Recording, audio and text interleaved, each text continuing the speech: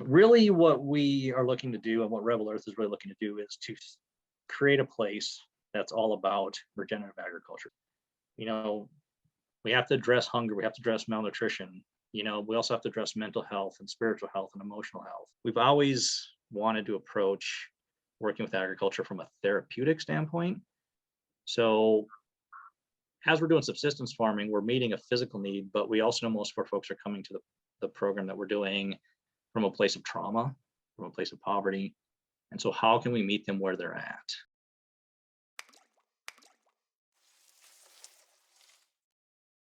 I'm Jason Schoch, and I kind of wear a lot of different hats. Probably even getting closer to 18 years ago, I started working on Pine Ridge Reservation in South Dakota. My work on Pine Ridge has been for Jane Goodall's program. It's been for South Dakota State University Extension. In 2008, we started our own little nonprofit called Čáŋ Wígmuŋke. Way back in the beginning, in 2006 even, we talked about the fact that we needed a farm. We really needed a farm for demonstration on education. We needed a farm to grow foods. We needed a farm to produce our own heirloom seeds. We needed a farm to host youth camps. We needed a farm for all of these things. In other words, we needed a place where we can teach regenerative agriculture in a way that nobody else is really doing. Some tribes had farming as part of their culture, for hundreds and thousands of years. The Lakota people didn't. So while we were creating this farm, we couldn't really look at other small farms as the model we wanted to do. We had to look at it as a way of, okay, what is Lakota culture? What is it that they're looking for? What was their community food system? And how can we kind of create a farm ag system based around that? And so we really looked at it. It's the buffalo. The buffalo was not just a community food systems. It provided their shelter, provided many of their medicines, their tools. It was everything. And so, when they took the buffalo away, they really completely ripped the food system out of the culture. And we tried to, as a federal government, they kind of came in and replaced it with a foreign system.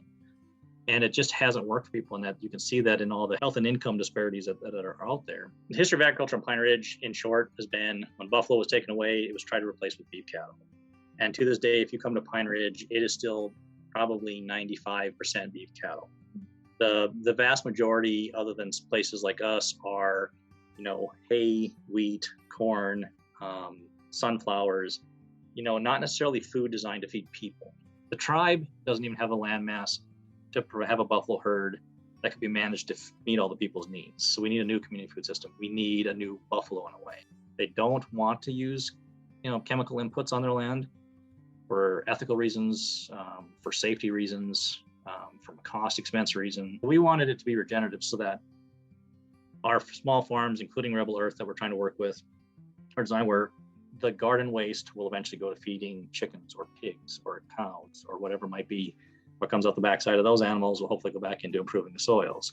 And that's not a new concept. We're not ever trying to reinvent the wheel with anything, but it is tricky to create a farming system for people who aren't agrarian, who have no access to the traditional things you need to start a farm. Rebel Earth, in a lot of ways, is a experimental farm where we can take the existing industry's products, whether that's a high tunnel or like with the farm from a box unit, and we put them in place and we test how they do, and then we try to adapt them. We've developed guides towards, how can you start farming with little to no money? How can you maintain that farm? How can you grow it? How can you expand it? And Rebel Earth is really designed to be the test for that system. And we've tested that system with other tribal beginning producers. We found that it works, but then like a lot of things, there was a but. So a lot of tribal members have to rely on social benefit programs, whether that's, disability or Social Security, whatever it is.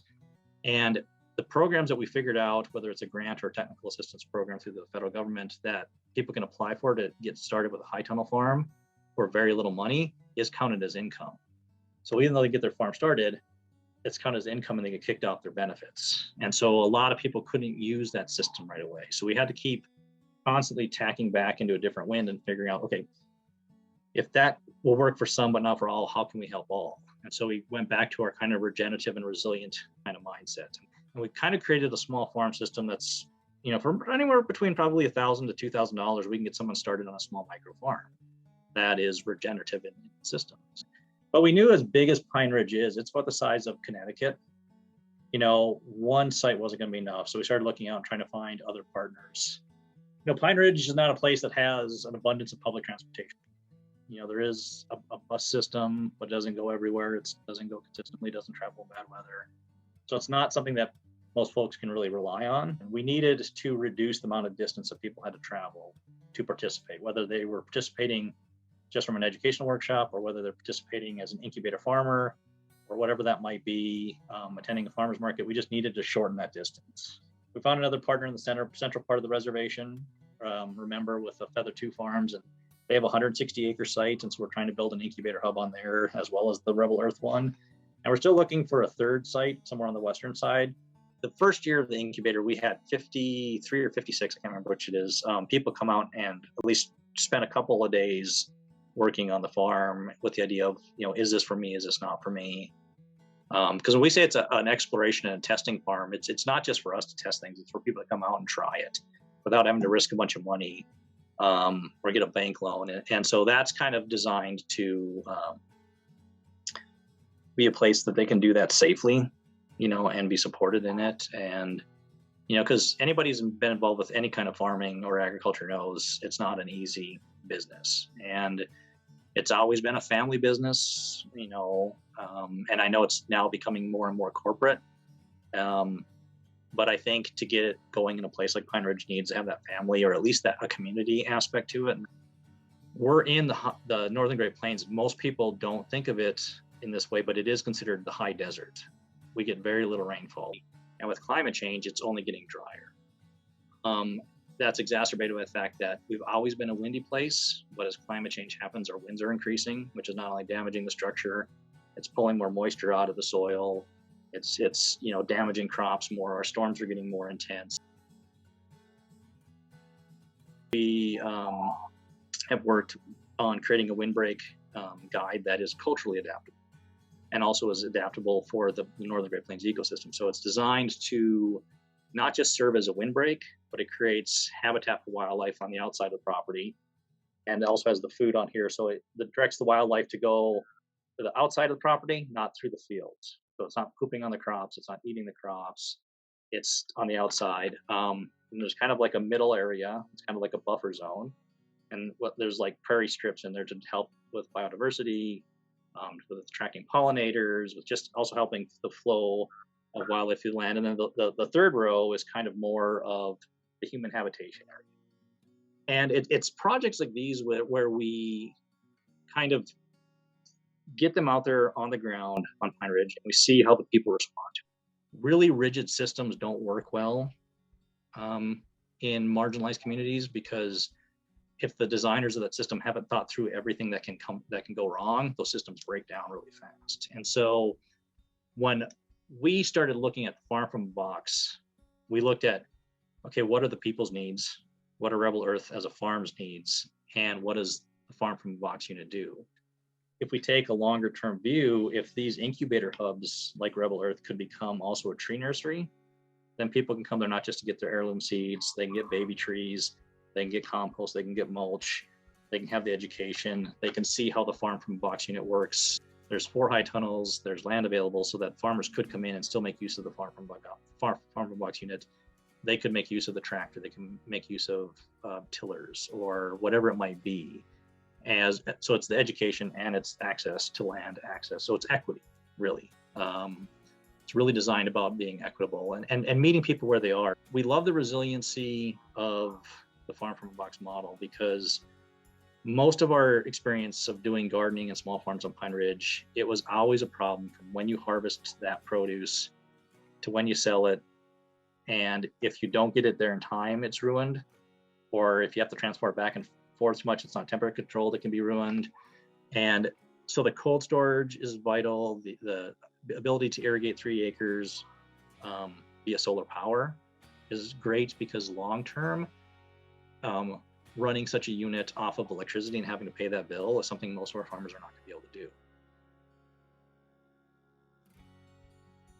Long-term, my vision is to see multiple Farm from a Box units across the reservation working together, because the data aspect, which we haven't really talked about, is something that I'm kind of a geek, so I love the data aspect of it. I love the idea that I can be 2 hours away in Rapid City, look on my phone and say, hey, Ted, it looks like the cold storage door is open, or, it looks like high tunnel number 3 is not irrigating correctly, or high tunnel number 1 has too much humidity in it. We also really attracted to the farm from box approach to, this is really a system designed to help community farms. I mean, even though Rebel Earth isn't a community farm, it is in a way because it's designed to be an incubator farm. It's not a farm that's designed to, at its very core, turn a massive profit. The idea is we look at every incubator who comes as a farm. Even though they're a person, it's a farm. When we look at trying to replace the buffalo, what we're really trying to do is replace the buffalo herd. And so each small farm really is a buffalo of a sort. So we're using the concept of a food hub towards meeting, market demands. The big market we're trying to look at is farm to school, because there's already a bunch of schools on the reservation that need to buy food. Right now, they're buying them from a refrigerated truck from a Sodexo or some other big company like that. And we think that market and that money should stay on the reservation. And so that's the market we're really trying to produce for. But there's other places. There's a company out of Mankato, Minnesota called Lakota that's interested in buying some of the herbal products from Rebel Earth, particularly some of the herbal teas for use in some of what they make. And so the other thing we do at Rebel Earth is we try to identify markets for people, not just for our farm, but for all the other farmers that we want to work with. We're trying to work on cooperative aspects. Not everybody is interested in gardening your vegetables. They don't want to be growing necessarily just tomatoes and green peppers, because again, they weren't agrarian people. So we went and looked at, what are the traditional plant foods that Lakota people have always used on the Northern Great Plains. So whether that's like a teamsula, which is a wild prairie turnip, if it's Chayaka, which is a wild field mint tea that was gathered, what were those crops? I mean, they didn't view them as crops, but what were the plants that they used that we could look at maybe turning into a crop? And then would that be culturally acceptable if we produced it? Would it be acceptable if we produced it and sold it? And would our market then be selling just to local people, or would the culture be okay if it was sold to non-native people in the region?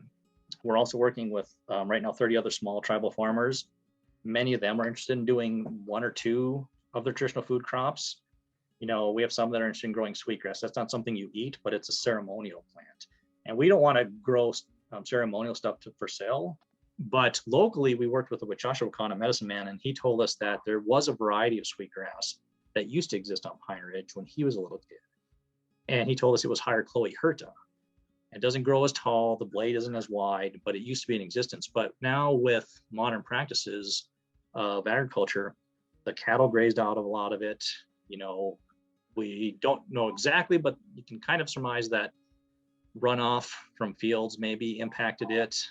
There's a variety of things, that maybe the few patches that were left maybe were over harvested by people who still knew it was there, and now it just disappeared. Well, recently, another member of our team, Anna, found a place that offered Hierchloe-hirta. And so we're going to be reintroducing this species back into native areas. We'll reintroduce it in traditional wild gathering areas, but in some of these small farms and on Rebel Earth, we're going to see how will it grow inside a high tunnel? How will it grow under drip irrigation? Wild prairie turnip, we still want to do more research on it because it is a staple. It's always been a staple, especially for hard times for tribal people in the Northern Great Plains. They would actually grow it, harvest it, and in recent generations, they've braided it, almost like you braid garlic. But historically, they would cut the bulb up into small pieces and carry it around in a par flesh. It's really hard to make that a commercial crop because it takes 5-6 years for it to develop big enough of a bulb to really even be usable. It also tends to grow only on slopes and only on certain sides of certain slopes. So the conditions for growing it in any kind of a commercial scale isn't really viable, but it's still a crop we want to look at because people still want to gather it. And because people are struggling, they tend to be going out and gathering that teamsula too soon. So before the flowers produce seed, if you gather it, that plant's not going to reproduce. What we really focused on then is what are the other traditional foods that we use. So on Rebel Earth, we're growing 3 of the herbal teas traditionally used by Lakota people, because not only do we find that that is cultivatable, but it's cultivatable at a larger scale. And it can be set up in a high tunnel similar to, and be harvested in a way similar to the way farms harvest lettuce. But we're also looking at like the wild onion. It's a much smaller bulb than the onions you see in the store. We're looking at other plants along those lines. What is it in those plants that is so valuable to the people as food? What are those nutrients? What are those properties of that plant in the wild that they gathered? And will that quality be impacted under production? So we have a hypothesis, which is, in the wild, it's surrounded by beneficial soil microorganisms. It's not necessarily grown in a bunch of straight rows. And so we want to go out into the wild, collect that soil, make those observations. What other plants are going around it? What insects are interacting with it? What are the soil microorganisms? And can we then, using natural farming principles similar to what they do in Korea, cultivate those same soil microorganisms? And can we use interplanting of crops in a way that at least mimics the way it is in nature? We look at diversity on the crops we're doing, but we also want to do diversity when it comes to like biodiversity and conservation. So this year we're hoping we have 4 high tunnels. In between each high tunnel, we want to plant prairie strips, just like we were talking about in the windbreak. We feel that would help create the right environment for the soil microorganisms to exist naturally. So if, say, our natural farming cultivation techniques of recreating those microorganisms doesn't work, in between each growing section, we would have a prairie strip that would do it naturally. And hopefully these two systems will work together to kind of create a balance. Livestock is something that we ultimately want to add, probably on the smaller side, most likely chickens or goats, just because bringing wildlife back to the land is important. So for instance, on Rebel Earth, the 60 acres, they don't long-term want to have cattle on it, but they are thinking at one point of potentially fencing off the area and bringing in cattle or horses to graze it, because for the last 60 to 80 years, it's only been hayed. And if you just hay a land, their organic matter in the soil is not great. It's not really high. There's not a lot of nutrients being put back on the land. It's just being taken from the land. And so Patricia and the younger generations, they want to change those practices. So if you can at least seasonally bring in cattle for a while to graze it and restore the organic matter to the soil, that'll help. It'll also help break up that hard pan that forms underneath the soil. We want to plant cover crops, not so much for cash, but just to help break up that hard pan. And there's a variety of crops that temporarily we put on there. Then we want to plant, restore as much of that as we can towards native grass prairie, because of the benefits that has. We want to add some agroforestry aspects to it, whether that's just the native foods that people use, the chokecherry, the plum, the buffalo berry, or whether that is some varieties that aren't native but are still producing good, healthy food for people. So if that's an apple or a northern peach or whatever it might be, put those in there, and then we can kind of model those similar to what we do with our windbreak project plan, is to actually have prairie patches in there and just kind of create a more vibrant system. We want to do a lot more rain gardens, because as climate change makes things drier and windier, not only with adding more trees to our operation provide wind protection, but things grow better underneath trees. So we could look at adding mushrooms to production once we have the environment. Right now, if you just put a mushroom on the plains, unless it's a puffball, it's probably not going to survive very well. It needs a different environment. So we're not opposed to adding new things to the system. We just always want to add things that fit the culture and to kind of fit our ethos as a farm. All of these things come into play in a way that insulates our local foods and our farming effort in a way that bigger operations don't. It's easier to manage a small system in a drought than it is a big system. Economy of scale is great as an economic theory, but bigger, being more efficient, breaks down when it comes to problems, because your problems are bigger, so they're harder to manage. We try not to be hostile to other producers, but defensive, I think, would be more accurate. So if you look at the hydrology of the land, we know exactly the parts of Rebel Earth that are impacted by runoff from neighboring fields. So on one side, the producer does corn and sunflowers. And on the other side, it's a cow-calf operation that has a struggling prairie dog colony on it. They mostly, we think, poison them. Sometimes you can hear the shots, so we think they're shooting the prairie dogs. But the way a prairie dog hole works with the prairie environment, it's part of its job is recharging the groundwater. And so on the back northwest corner of Rebel Earth, there's used to always be, every year consistently, a seasonal wetland. I remember growing up that there was always, you could hear the frogs and the toads the wild, the game birds would come. It was always there. Every year now it's smaller and smaller and smaller, whereas last year there wasn't very much at all. Simultaneously to that, though, we know that we're getting problems with the water. Arsenic levels are rising. Arsenic does exist in the soil naturally, but the spike we've got over the last couple of years isn't natural. And so we know that's from runoff. And we can't yet point to one place, because the operator of the sunflower and corn, and I think it's probably 160 acres or more to the north, they use aerial applicators for their pesticide. And we have video of their applicator literally flying over the trailer house in the high tunnels and dropping pesticides before they're legally able to do. And you can see the pesticide drift literally come down over the land, and it drifts over the hay bales that are supposed to go to feed cattle. And we've reported it to the State Department of Agriculture. I've talked with colleagues at Extension, shown them the video, and they said, absolutely, that's wrong, that's illegal. But the state government has no teeth to it.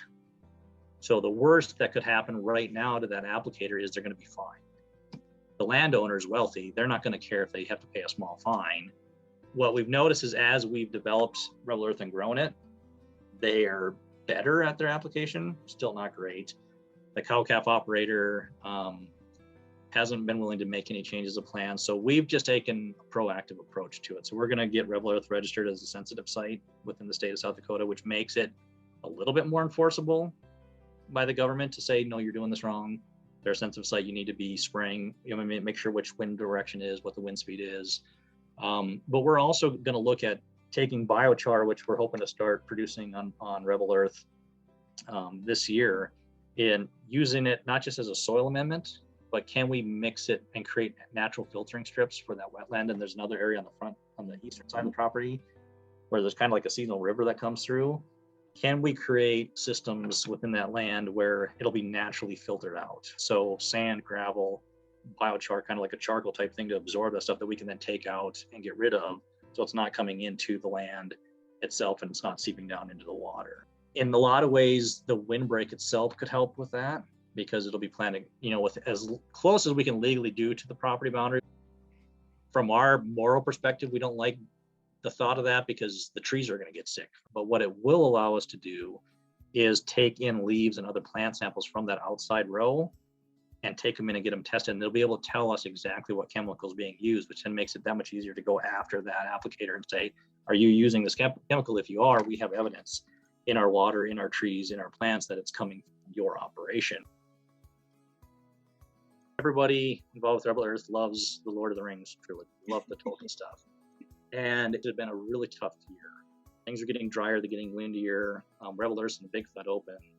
So windstorms, everything, it just battered the heck out of us. And it was just kind of, everything felt barren. High tunnels were damaged, and this solution showed up.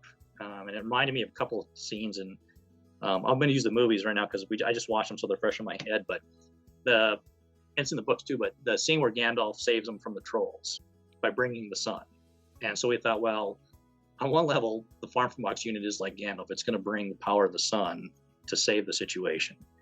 And that was the initial thing. But also the fact that the irrigation side of it, it's like the scene when Pippin and Gandalf are in Gondor, and they're gazing out at Mordor, and it's dark and it's just blasted, and Pippin's scared about dying, and Gandalf gives this kind of speech, and there's touching music going on in the background about how shouldn't really fear that, because on the other side of the veil is this fertile, green, enduring land.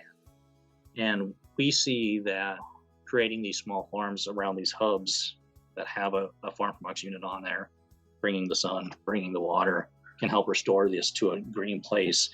The native Great Plains and the prairie ecosystem, when it's healthy, is incredibly biodiverse. People think biodiversity, they automatically go towards the Amazon or someplace like that. And there's truth to that. There's a ton of biodiversity out there. But the native grasslands can also be abundantly valuable in terms of its biodiversity, carbon sequestration. All of those things are there, but we need to get it to a healthy point. When we would go around to communities, we put in community gardens early on, and we'd only be 50 feet from someone's backyard. And they say, well, you can do a garden over there, but my soil over here is bad. It's just hard and it won't do anything.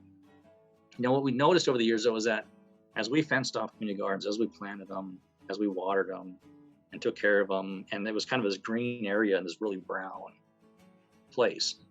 And elders would come out, in the evenings we were working, and they'd tell us that they hadn't seen birds and butterflies in such numbers in their backyards in, decades. That's kind of the origins of the Gandalf thing, is bringing back that restoration. In the stories, Gandalf's always kind of coming to the rescue at that peak moment, providing what's needed. All 4 of our high tunnels have a name. We got a Sam and a Frodo, and we got a Merry and a Pippin. And then our small repurposed one, which we do our plant sorts in, is the Gollum.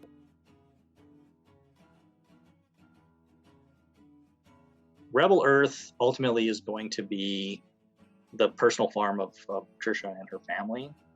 And then the incubator part of Rebel Earth, the plural, the farms part, is going to be more managed by Čáŋ Wígmuŋke, the nonprofit. So it's a registered 501c3.